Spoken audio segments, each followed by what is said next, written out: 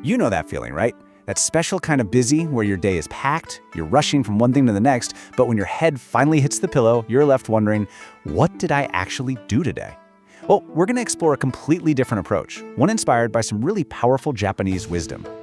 It's so frustrating, isn't it? Your own goals, the things you really want to do, they just get buried under this avalanche of urgent emails and last-minute requests.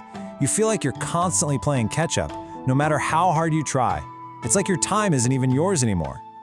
But here's something really important to understand. This is not a personal failure. Seriously, you're not lazy, you're not disorganized. You are fighting a battle that willpower alone was never, ever meant to win. Every app, every notification, they were literally designed to take a tiny piece of your focus and never give it back. So what do? We're always told to just push harder, right? Just force ourselves to focus. But our willpower, it's a battery, and it runs out. In Japan, there's this concept called gaman. It means to endure, but with patience and dignity. It's not about burning yourself out. It's about a kind of wise endurance, knowing that some things just require patience, not brute force. Okay, so if just muscling through doesn't work, what does? This brings us to our first big idea. And it's an approach that might feel a little counterintuitive at first, but trust me, it is incredibly powerful. The whole philosophy is called Kaizen. Now, you might have heard of this in a business setting, but its roots go so much deeper. I want you to picture a master swordsmith folding a piece of steel over and over, hundreds of times. Each fold is tiny, almost insignificant, but all those small folds together, they create something extraordinary. Kaizen is about honoring that slow, patient journey. And how you actually do Kaizen is just beautifully simple. It's often called the 1% rule. The goal isn't to make some huge, dramatic change that'll freak you out. Nope, the goal is just to get 1% better. That's it. It's a goal so small, your mind doesn't even put up a fight. And this is where the magic happens. It's the power of compounding. That tiny, almost invisible 1% improvement, when you do it every day, it doesn't just add up, it multiplies. In just 1 year, you're not a little bit better. You are 37 times better than when you started. Think about that. That's the incredible power of small, consistent effort. There's this wonderful story about an aspiring writer named Teshi. He was completely overwhelmed by the idea of writing a whole novel, so he just never started. Then, an old man told him this. So Teshi went home, and you know what he did? He wrote just one sentence. And the next day, another one. 3 years later, his novel was finished. That right there, that's Kaizen in action. All right, so we've got a method for this gentle, continuous improvement.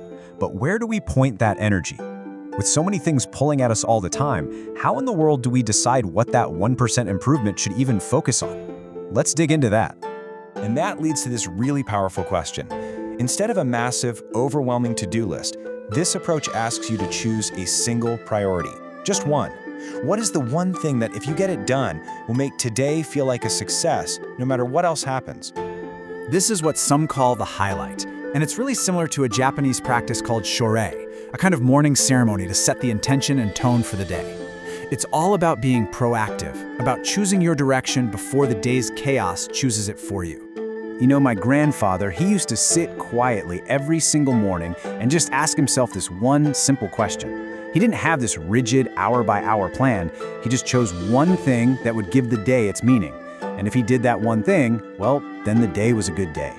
And if you want to think a little more long-term, there's the concept of Ikigai, which is like your reason for being.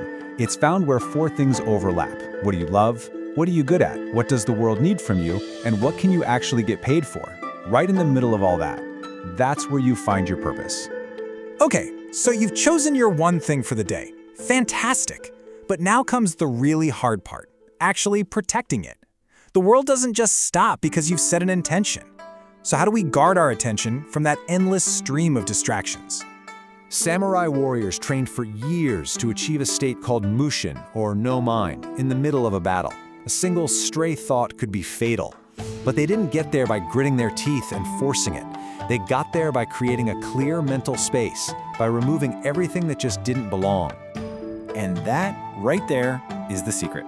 We spend so much energy trying to resist distractions with our willpower, but what if we just got rid of them? Put your phone in another room. Close all those extra tabs on your computer. You're not building a prison, you're clearing the battlefield so your mind can do its absolute best work. If you want to see what having an anchor really looks like, let me tell you about Punchi-kun. He's a baby monkey in Japan who was abandoned by his mother. The zookeepers gave him this little stuffed orangutan toy. And the other monkeys, they're always pushing him away. But every single time he gets pushed down, he runs to his toy, holds it for just a moment, and then he goes right back to try again. He finds his strength in that anchor. This tiny little monkey teaches us 4 really profound lessons. First, find your anchor, your shinin. Second, resilience. The Japanese have a great phrase for it. Nana korobi yaoki. Fall down 7 times, get up 8. Third, the power of gentle strength. And finally, believing in yourself, even when you feel like you don't belong. Okay, let's bring all these pieces together. We've got small, continuous improvement. We've got a single daily focus, and we have strategies to protect that focus. So how do we turn all this into a way of living that we can actually sustain? The ultimate goal here is something called Jiko Kanri, which basically means self-management. It's about making that fundamental shift from a life of constant reaction, just responding to every email, every ping, to a life of true intention. You are no longer just at the mercy of whatever the world throws at you. You have a center, you have a direction. And the real beauty of this whole practice is how little time it actually takes. Choosing your highlight for the day, that takes less than a minute. You can literally do it while your coffee's brewing. But that one single intentional minute can shape the entire course of your day. So, I'll just leave you with this.